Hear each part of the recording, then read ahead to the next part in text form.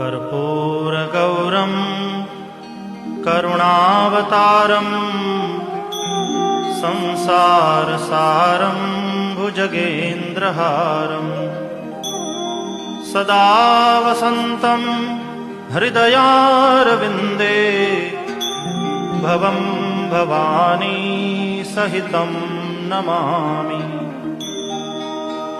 मङ्गलं भगवान् शम्भुः मङ्गलं वृषभध्वजः मङ्गलं पार्वतीनाथो मङ्गलायतनोहरः।